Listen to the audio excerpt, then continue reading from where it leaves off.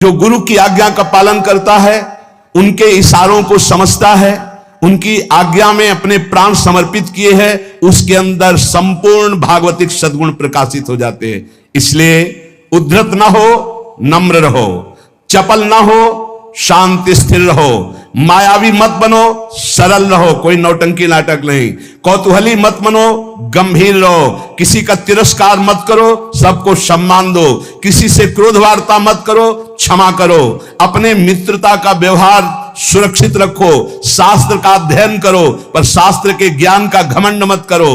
कोई भी तुम्हारे पर क्रोध करे, अप्रिय व्यवहार करे, तुम उसकी भलाई करो, ईश्वर से प्रार्थना करो कि उसकी बुद्धि शुद्ध हो। ऐसे उपासक को परम पद की प्राप्ति निश्चित होती है। जो श्रवण किया उसको मनन करो, आचरण में उतारो, नाम जप करो, जीवन इस जन्म में भगवान की शरण तक पहुंच ही जाए, भगवत प्राप्ति हो ही जाए पक्का। जो भी हास्य विनोद में भी सत्संग में कहते हैं वो केवल शिक्षास्पद कहते हैं। किसी का नीचा दिखाना या किसी का उपहास करना हमारा लक्ष्य नहीं, लेकिन आप उपहासपद आचरण ना करें। आप ऐसा कोई पहनावा, ऐसा कोई खान पान, ऐसा कोई नाटक ना करें जो हमारे सनातन धर्म के विरुद्ध है, जो हमारे शास्त्र के विरुद्ध है। उससे आपका पतन हो जाएगा, पक्का समझो।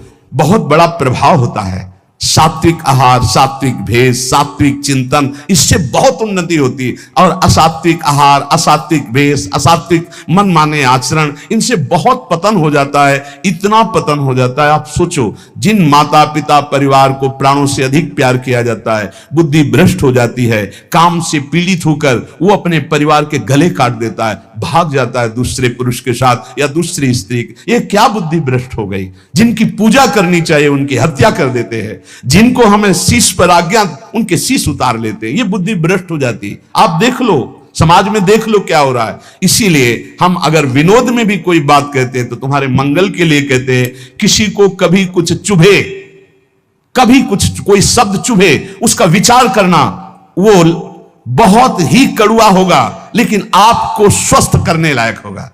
जैसे कुछ ऐसी औषधियां होती, कुछ ऐसे चूर्ण होते हैं, बड़े कड़वे होते हैं, नीम जैसे लगते हैं, लेकिन वो आपका परम मंगल करते हैं। इसलिए प्यारे, हमारा किसी को दुख पहुंचाना उद्देश्य नहीं, हमारा उद्देश्य तुम्हें परम सुख प्रदान करना। पर तुम अपनी स्थिति को, अपने धर्म को, अपने आचरणों को भूल गए और मनमानी आचरण कर रहे हो, इसलिए तुम्हें जरूर बुरा लग सकता है।